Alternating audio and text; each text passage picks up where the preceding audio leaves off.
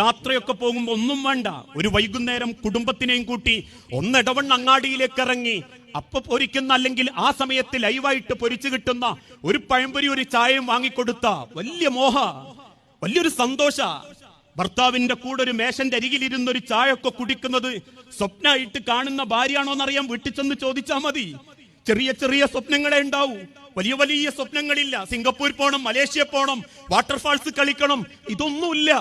ദുനിയാവിൽ മക്കളെപ്പരവും കുടുംബത്തിന്റെ ഒപ്പരവും അടുക്കളന്റെ 4 ചുമരിന്റെ ഉള്ളില് നേരം നയാൻ പൊലച്ചക്ക് 4:45 അലാറം വെച്ച് എഴുന്നേറ്റ് മൂത്തോക്കുള്ളത്, അല്ലെങ്കിൽ ഇളയോക്കുള്ളത്, മൂത്തോനുള്ളത്, പിന്നീട് ഭർത്താവിനുള്ളത്, അവരൊന്ന് വീട്ടിൽ നിന്ന് ഇറങ്ങുമ്പോഴേക്കും പിന്നീട് അലക്കാനുള്ളത്, അലക്കിത്തീരുമ്പോഴേക്കും ഉച്ചക്കത്തെ ചോറിനുള്ളത്, ആ ചോറൊന്ന് പാകപ്പെട്ട് മേലുകൈ കുളിച്ച് അസംസ്കരിക്കുമ്പോഴേക്കും പിയാപ്പിള വരുന്നത്, 4:45 മക്കൾ വരുന്നത്, അവർക്കുള്ള ചായ, മഗ്രിബ് നിസ്കരിച്ച് വരുമ്പോഴേക്കും പിയാപ്പിളക്കുള്ള ചോറ്, രാത്രി മക്കളൊപ്പര 1/2 മണിക്കൂർ വായനക്കിരി